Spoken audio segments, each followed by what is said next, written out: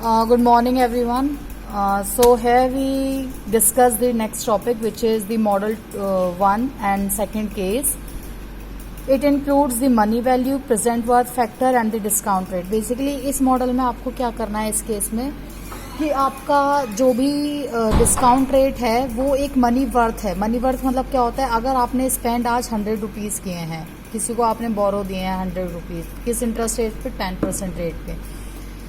10% means 1/10 something like कि मतलब 1% rate पे या 10% रेट पे हम एक अज्यूम करके चलते हैं कि 10% रेट पर ही हम एक बोरो करवा रहे हैं किसी से और हम बोरो दे रहे हैं उसको. तो आज के टाइम पर वो 100 रुपीज़ आपको नेक्स्ट ईयर एक साल बाद कितने के मिलेंगे, 110 के मिलेंगे. तो उसकी जो प्रेजेंट वैल्यू है मनी की वो क्या हो गई है, 110 from now after 1 year.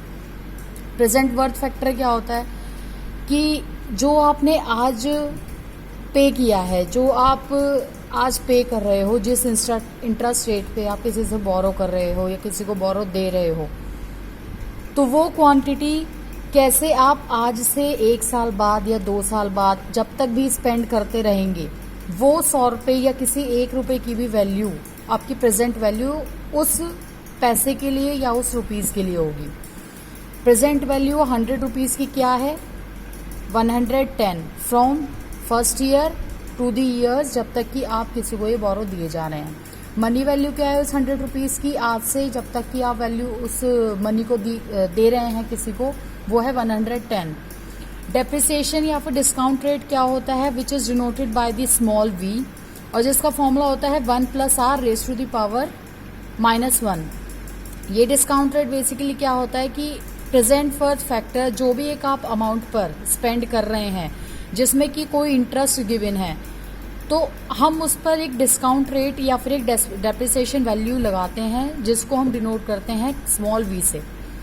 Okay, so here we have the example जिसमें एक मैन्युफैक्चरर है जिसने 2 मशीन्स को ऑफर किया है ए एंड बी, जिसकी कॉस्ट है 5,000 rupees and running cost estimated 800. Running cost मतलब मेंटेनिंग कॉस्ट, मतलब आपकी जो मेंटेनेंस कॉस्ट जा रही है उस पर वो कितनी जा रही है, वो आपकी जाएगी ₹800 for each first 5 years and increasing by 200 per year in 6 and subsequent years. इस टेबल में हम क्या बना रहे हैं, मशीन ए के लिए. मशीन ए में क्या है, हमने ईयर्स लिए, जितने भी हमें ईयर्स लें, क्योंकि स्पेसिफिकली इस क्वेश्चन में हम लोग को ईयर नहीं बोला गया है कि कितना हमें लेना है. देन मेंटेनेंस कॉस्ट मतलब running cost. Cost capital cost कितनी है एक मशीन की, 5,000 है. रनिंग कॉस्ट कितनी जा रही है, 800 पहले 5 साल के लिए, तो 800 फर्स्ट, सेकंड, थर्ड, फोर्थ, 5 सालों तक रहेगी. Then increasing by 200 per year in the 6th year, और इंक्रीज कैसे हो रही है, 200 रुपये से 6 ईयर से, जब तक कि वो चलता रहेगा, जब तक वो आपकी 20 साल भी हो सकते हैं, 25 भी हो सकते हैं, 12 भी हो सकते हैं, 10 भी हो सकते हैं, but maximum on an average we have to take minimum of 10 years if we don't have the prescribed years in the question. So first 5 years we have 800 maintenance cost and then it is increased by 200 rupees per year. Next is इसका method क्या होता है निकालने का. सबसे पहले हम present worth factor निकालते हैं. प्रेजेंट वर्थ फैक्टर निकालने के लिए आपको क्या करना है, हमेशा ये फिक्स्ड अमाउंट है और ये अजम्पशन है कि आपकी जो मनी है उसका वर्थ 10% पर ईयर होगा. मतलब अगर आपने किसी को आज 100 रुपीज़ बोरो में दिए हैं तो पहले साल के लिए तो उसके पास कोई इंटरेस्ट नहीं है, बट आफ्टर द 1 ईयर ही हैज़ टू पे 110. हाउ, कैसे हम डेप्रिसिएशन या फिर प्रेजेंट वर्थ फैक्टर एक मनी का 1 साल बाद कैसे निकालेंगे, 100/100 + 10, मतलब 100 रुपीज़ आपने दिए हैं, उसमें आपने क्या किया है, 100 रुपीज़ पे कितना इंटरेस्ट जा रहा है, 10% का, which is 10/11, 0.9091, which is for the first year, sorry second year, मतलब from the date you give the borrow to the customer. जब भी आप कस्टमर को बोरो दे रहे हैं तो उस साल से लेकर अगले साल तक आपका जो अमाउंट जाएगा वो जाएगा 0.9091. ये फिक्स है. अब 100 क्या है इसमें, रुपीज़, और 10% क्या है, present worth factor. It means ये इस तरह से कुछ लिखा हुआ होगा कि 100 रुपीज़ हैं और 10% जा रहा है. ठीक है, तो ये कैसे गया इधर, which is equivalent to 100 upon 100 plus 10.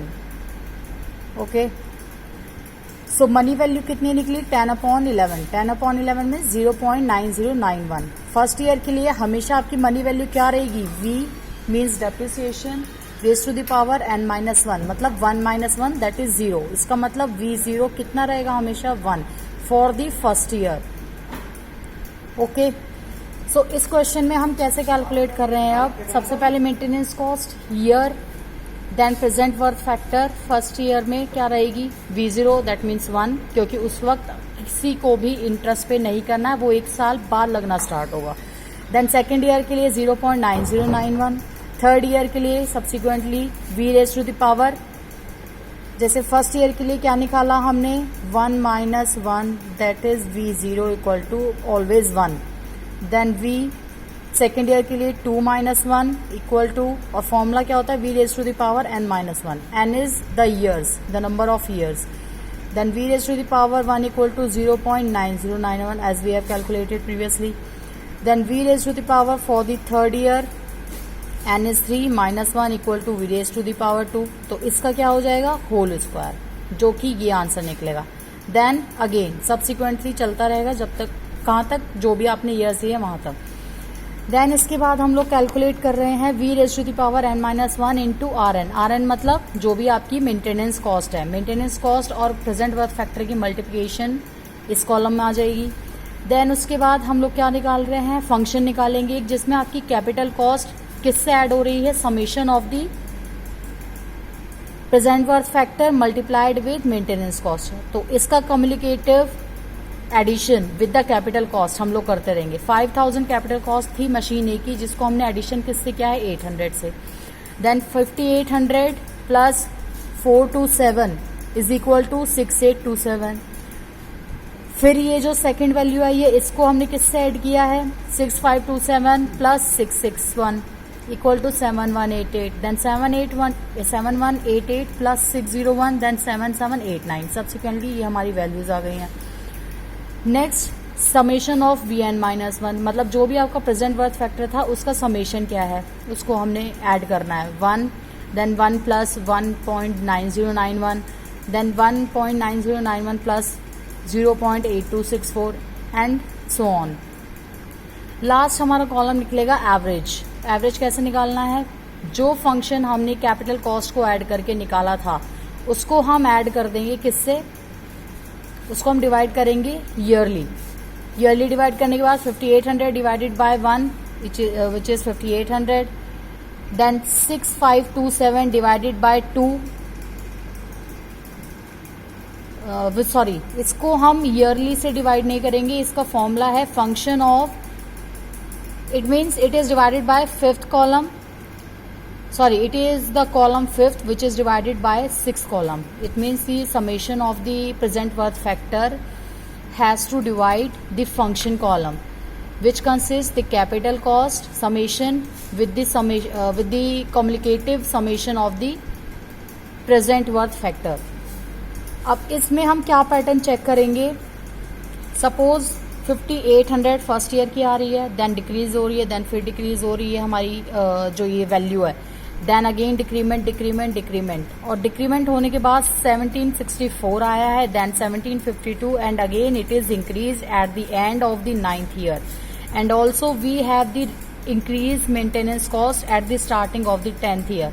So this is the year on which we have to replace the machine A, because we do have the maintenance cost which has been increased in the beginning of the 10th year, as well as the average cost for the machine A which start to increase in the beginning of the 10th year and at the end of the 9th year. So we have to replace the machine A at the end of the 9th year. Here we have x1 equal to weighted A of cost for 9 year is 752 rupees. We have to consider it x1. क्यों consider किया है? क्योंकि हमें question में second चीज जो पूछी गई है वो ये बोला गया है कि मशीन बी, एक और मशीन बी है जिसकी कैपेसिटी आपकी कॉस्ट है 2500 रुपीज, और रनिंग कॉस्ट इसकी 1200 है पर ईयर 6 सालों तक, और इंक्रीज हो रही है 200 से, मतलब 6 साल बाद 7वें साल में क्या हो जाएगी वो 1400, then 1600, then 1800 and so on. तो इसमें पूछा गया है कि कौन सी मशीन को आप परचेज करना चाहेंगे अगर आपकी मनी जो वर्थ है वो 10% पर ईयर गिवन है। सेम हमें मशीन बी के लिए कैलकुलेट करना होगा। ईयर निकालेंगे, minimum of 10 years, maintenance cost का समेशन, प्रेजेंट वर्थ फैक्टर निकालेंगे पर yearly, then summation of present worth factor, then function calculate करेंगे, and again same pattern we have to check कि डिक्रीमेंट हो रहा है and suddenly after and at the end of the 8th year it start increasing, plus at the starting of the 9th year the maintenance costs also start increasing. So here we have at the end of the 8th year the weighted average cost and maintenance cost of worth B increases. So X2 is 1680. अब इसमें हमें comparison क्या करना है कि हम कौन सी machine को रिप्लेस करेंगे। तो X1 हमने क्या लिया था, मशीन A, जिसकी वैल्यू हमारी क्या आ रही थी 1752 रुपीज। कौन से ईयर में, 9th ईयर में। बी कब रिप्लेस हो रही है, 8th ईयर में, जिसकी वैल्यू क्या आ रही है 1680 रुपीज। सो कॉन्क्लूड क्या निकाला है कि X1 is greater than X2 which is machine A is greater than machine B, so it is better to purchase machine B instead of machine A। Comparison हमने इसमें क्या करा है कि जो हम एक टाइम पर शुरू में हम किसी साल पे इन्वेस्ट कर रहे हैं 2 मशीन्स में इन्वेस्ट करने की सोच रहे हैं, तो हमें इस मेथड से ये समझ में आया कि हमें कौन सी मशीन पर इन्वेस्टमेंट करना चाहिए, कि उसकी जो कॉस्ट है वो 10 सालों तक क्या रहेगी, कब उसकी मेंटेनेंस कॉस्ट बढ़ना स्टार्ट होगी, उसकी एवरेज कॉस्ट कितनी निकलेगी, कौन ज़्यादा फीजिबल रहेगा, किसकी एफिशिएंसी ज़्यादा रहेगी। तो ये कंक्लूजन के लिए हमने ये मेथड को डिस्क्राइब करा, जिसमें हमने यूज किया क्या है basically present worth factor and money value को, कि अगर इसकी मनी वैल्यू हम इतना लेकर चल रहे हैं, एज्यूम करके चल रहे हैं 10%, तो कौन सी मशीन आपकी ज्यादा फिजिबल रहेगी ऑर्गेनाइजेशन के लिए, machine A should be purchase और machine B should be purchase. So here we conclude the decision that machine B is better to purchase then the machine A. That's all for this session.